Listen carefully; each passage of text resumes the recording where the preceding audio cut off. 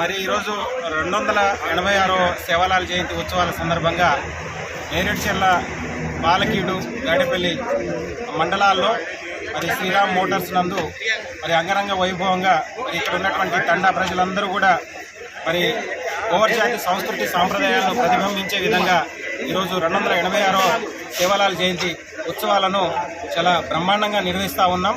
మరి సేవలాల్ గిరిజన జాతి పట్ల చేసినటువంటి సేవలను, అదేవిధంగా గిరిజన ప్రజలు ఎలా ఉండాలి, మరి వారి యొక్క సంస్కృతి సాంప్రదాయాలు ఎలా ఉండాలని మరి ప్రవచనాలను బోధించడం జరిగింది.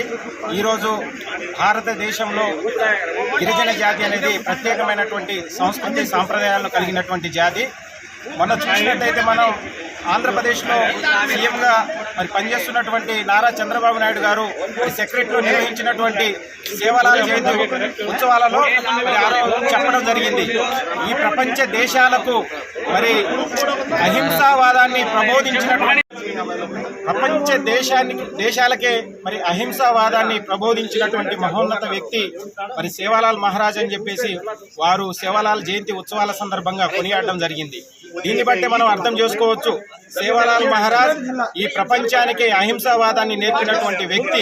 మరి అంతటి వ్యక్తి మా గిరిజన జాతిలో పుట్టడం నిజంగా మా గిరిజన జాతి చేసుకున్నటువంటి మరి మహోన్నతమైనటువంటి అవకాశంగా వర్ణిస్తూ ఈరోజు మరి నేరేడ్చర్ల హెడ్ క్వార్టర్లో చాలా అంగరంగ వైభవంగా మరి భారీ ర్యాలీలతో భోగ్బండాల ఉత్సవాన్ని మరి శ్రీరామ్ మోటార్స్ షాప్ నందు ఇక్కడ నిర్వహిస్తా ఉన్నాం.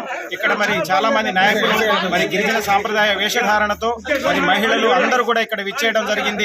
మరి కొద్దిసేపట్లో మరి ర్యాలీగా మరి నేరేడ్చర్ల టౌన్ లో మరి ర్యాలీ నిర్వహించబోతున్నాం. కాబట్టి ఈ కార్యక్రమానికి విచ్చేసినటువంటి గిరిజన జాతి ప్రజలందరికీ కూడా పేరు పేరున కృతజ్ఞతలు, ధన్యవాదాలు తెలియజేస్తా ఉన్నాం.